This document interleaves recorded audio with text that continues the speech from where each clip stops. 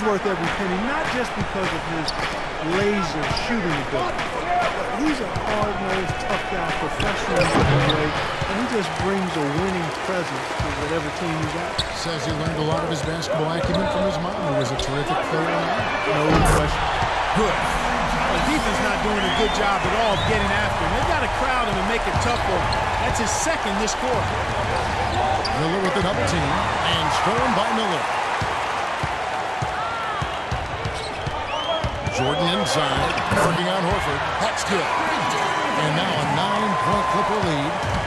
And Korver known for his shooting, but he's a good passer, rebounder, and underrated defender as well. Takes great pride in being a well-rounded, complete player. They've got to continue to put pressure on the defense by probing inside. That's what's really working for them. And when you're doing the job they are inside, it takes pressure off the perimeter guys. Here's Teague. Oh, rim is shaking. Boom, he jams it straight down. Textbook example there of how to use defense to create offense. Yeah, beautiful transition play after the steal all the way to the basket. Wasted no time going from defense to offense. It feels like they're starting to pick up the intensity as the game itself starts to get a little more tight and close. Wow, and that sort of showmanship is just deflating right now to a team trying Clark to get back into this game like this. Yeah, definitely a jam with emphasis. A big apostrophe or exclamation point. How about maybe even a question mark, Mark? Well, you know what the questions are about now. It's their defense, that's for sure. And Korver was selected to the 28-player pool for Team USA, and while he might not be a household name to the casual fan, those in the know realize he's one of the best in the business as a professional and as a laser, a dead-eye shooter. Big group substitution here for the Clippers. Cole Aldrich, he's checked in for DeAndre Jordan. Griffin comes in for Zirkle. Lance Stevenson's checked in for Miller, and Paul subbed in for Jamal Crawford. And the Hawks will go for a different look here. Elton Brand's checked in for Horford. Scott comes in for Paul Millsap. Kent Bazemore is checked in for Kyle Korver. And it's Schroeder in for Teague. And here is our 2K leaderboard. These teams have been on fire over the course of the past 10 games. The Clippers, #1. Now, the thing I like is they're getting good shots every time down the floor, and it's due to their unselfishness as a team.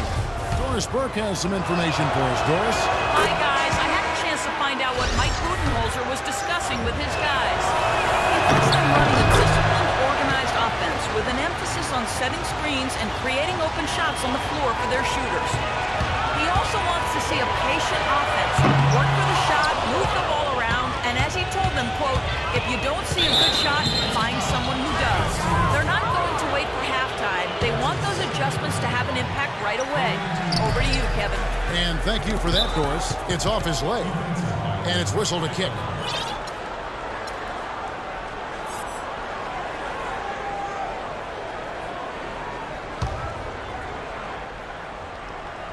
Here's Brand. That's good. Oh, you can't run an inbounds play any better than that right there. Clippers leading by 3. Paul dishes to Griffin. Down it goes, jamming that one home. Boy, he is such a ridiculous dunker. High riser, no doubt about it. Well, we've come to expect plays like that from him, and still, they never get old to watch. Sefolosha with it, and it's Johnson picking him up. Shot from 6. And it's blocked by Aldrich. Paul passes to Johnson. Good, and Paul gets the assist. Paul's got 9 assists in the game. Great passer. The dish to Scott. And he floats in for the easy 2. Credit the assist on that one. Fantastic pass. He turned that one into a pretty easy basket for his teammate. 13 feet away. And the rejection by Brand. Johnson kicks to Paul. Who's looking for Griffin and finds him over Brand. And off the front iron, and in it goes. 10 points for Blake Griffin. He's played an important role in their offense today, guys. Without him, they may not be in the league. For the 3, Bazemore gets the bucket. Most any NBA player can make you pay when you leave them that wide open. That's why you have to stay alert on defense. Griffin goes in. Power punch right there. And this sort of awesome dunk is one of the reasons this team is in charge of this game right now. Clark, there is a swagger out here on the court that they possess and are not afraid to show it either. That's right. Those are phenomenal dunks to watch. So much fun. Clippers leading by 4.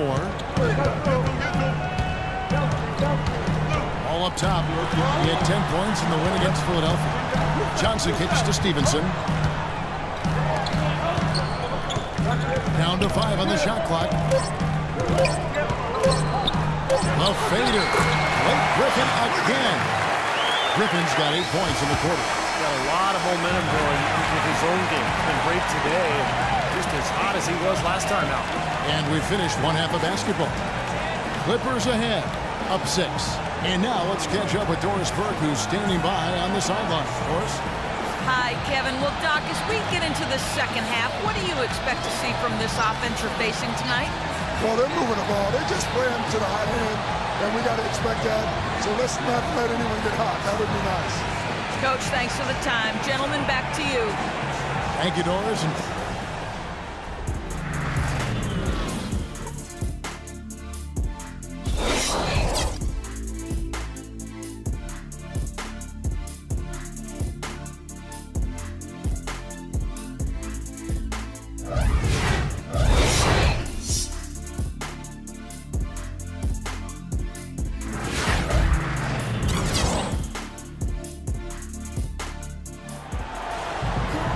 Well, both sides have assessed what they need to do over the break in halftime. We'll see now if one can pull out a way here in the third. Some really terrific numbers for Miller. He's got 24 points, and he's drained 4 3-pointers here as well. And with more to come, maybe. The way his shot looks tonight, he's in for a big night. And on the floor for Mike Budenholzer starting the second half. Millsap at power forward with Horford at center. On the wings, Korver and Carroll. And it's T in at the 1 spot. Al Horford, 6'10", 250, really a natural power forward who's been asked to play at center for his whole career. He's shown himself willing to battle bigger players inside, but you got to think he'd welcome a chance to switch back to the 4 spot. Now here's Johnson. Oh, he just jams it right over Paul Millsap. What a play. Wow, and that sort of showmanship is just deflating right now to a team trying hard to get back into this game like this. Yeah, definitely a jam with emphasis. Big apostrophe or exclamation point. How about maybe even a question mark, Clark? Well, you know what the questions are about now? It's their defense. And for Horford, able to scrap inside to overcome his lack of size defensively, his quickness is his biggest advantage. I mean, he's excellent at moving in space and defending the pick and roll. Second half of basketball, just over a minute played so far. T dishes to Horford. Free throw line jump shot. Paul grabs the board. Looked like an easy 2 points right there. You know he's kicking himself for that. Griffin's shot is off. Here's talk about Horford's advantages playing center. Certainly his offensive skills among those advantages. Yeah, an excellent mid-range ball handler. He can face up. He can draw opposing bigs further out than they'd like. But he's also strong enough and quick enough to get past them and get to the rim. And it's the Clippers with the ball. After the basket by Atlanta. The shot's good from Griffin. Tough assignment for that defender with the size mismatch we're seeing. Yeah, I just don't think he's big enough to handle it. That's good. And it's 13 points for Horford. Beautiful ball movement again. Last 5 trips, they've all ended with a great pass leading to a basket, Steve. I mean, they are really sharing the basketball. Now here's Paul. Quiet so far offensively, searching for his first points of the game. That is not enough coverage. Got to do better than that defensively. Basically no coverage. I mean, defense did not look very good there. Kyle Korver really keeps his defender business. Great at running off screens, and that's where he gets a lot of his shots. Even when he doesn't get the ball, he occupies the defense, which is so important for his team. And Korver really trains so that he can sustain that energy, moving off the ball. That's one of the more impressive things about not only his quick release, but the work he does prior to getting loose for those shots. It takes an awful lot of endurance, stamina, and mental toughness, Kevin. Now T, after Wesley Johnson's three-pointer that didn't go. Okay, well, let's check in with Doris Burke reporting from our sideline in this game. Doris, take it away. Hey, Kevin. Well, Coach Doc Rivers certainly hasn't minced words since joining the Clippers. He's held each player accountable in defined roles. He told DeAndre Jordan he wouldn't run any plays for him, that he just wanted him to focus on defense. Jordan said, Doc knows how to reach people. There are egos on every team, and he knows how to control all of that. It's honesty. Refreshing, gentlemen. Champion with the Celtics. He's one of the best coaches in the league. Thanks, Doris. And Jordan gets it to go. You know, it's a plus to get good looks in the paint. And when you can get them, you got to score them. Atlanta calls timeout. DeAndre Jordan has always had a knack for the incredible, and it usually manifests itself in his dunks or blocks. But last year, he committed himself more on the defensive end, and it really made a difference for him. Here is Korver. He's got 9. Miller with the double team.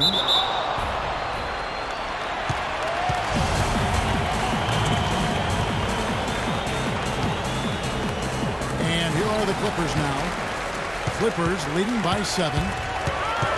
You think about defense, Clark, and it isn't just how many shots you block. Jordan really seemed to focus on the little things that go into being successful defensively. And I think that's a tribute to Doc Rivers, who actually emphasized some of those little things that would help Jordan elevate his game and his team. And to Jordan's credit, he took heed and made significant improvements. Doris Burke has some information for us. Doris? I was able to listen in on what Mike Budenholzer had to say to his team.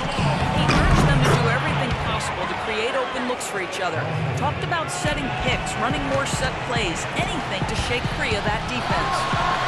He said also that their offense needs to be a patient one. He told them, don't rush things. Use as much of that shot clock as you need to. Perhaps the rest of the second half will look different after those adjustments, Kevin. And as always, Doris, thank you. Both free throws good for Miller. Well, you can count on him, Pantry. He seems to knock down free throws consistently all game long. Paul with the steal. A finish. Tore it down that time. Wow, and that sort of showmanship is just deflating right now to a team trying Clark to get back into this game like this. Yeah, definitely a jam with emphasis. A big apostrophe or exclamation point. How about maybe even a question mark? Well, you know what the questions are about now. It's their defense, that's for sure. Horford having just a fantastic game. He's got 16 points, and he's made some good decisions with the basketball, too. Well, being smart is what it's all about for him, Clark. I mean, he's a decision maker. He's a playmaker. He has to make good decisions. That's what he's doing here so far. Part of this interior collapse we've seen defensively is the reason they've struggled, and they're trailing by so much. What do you guys think so far about the offensive approach for Los Angeles? So far, they've turned in a fantastic performance from the three-point line. It's been a weapon all game. The other thing they're doing, guys, is forcing turnovers and then creating points offensively as a result. Crawford, no luck. You just assume he's going to knock those down when he's as open as he was there. Teague with the ball, and Crawford picks him up defensively. Horford the pass to Crawford. Offline with his 3. Clippers leading by 12. And it's Paul penetrating and blocked. Carroll kicks to Korver. Millsap sets the pick for Teague. Millsap a screen on Crawford. Outside Millsap. Pocket 6. Here's Teague. No good. Nice D from Griffin. Los Angeles has gone 1 of 4 in three-point shots here in the third. Paul goes in. Shot no good. And it's the Hawks taking it the other way. Right wing. Here's Carroll, defended by Griffin. Horford with a screen on Griffin. Here's Carroll. Drains it from 17 feet out. Carroll's got 4 points this quarter. For Los Angeles, they've gone better than 53% from the floor since halftime. Shooting 8 of 15. It's going to be out of bounds. Los Angeles will retain possession. And Los Angeles with some changes. Cole Aldrich, he's checked in for DeAndre Jordan. Pierce comes in for Blake Griffin. And Lance Stevenson subbed in for Miller. And the Clippers making a switch here. Smith is checked in.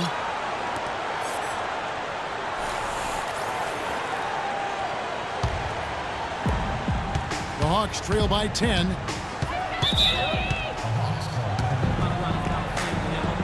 Time call here. The Hawks decide to talk it over. We talk so much about how valuable expiring contracts and draft picks are in terms of building a team. But one thing that gets overlooked is just how important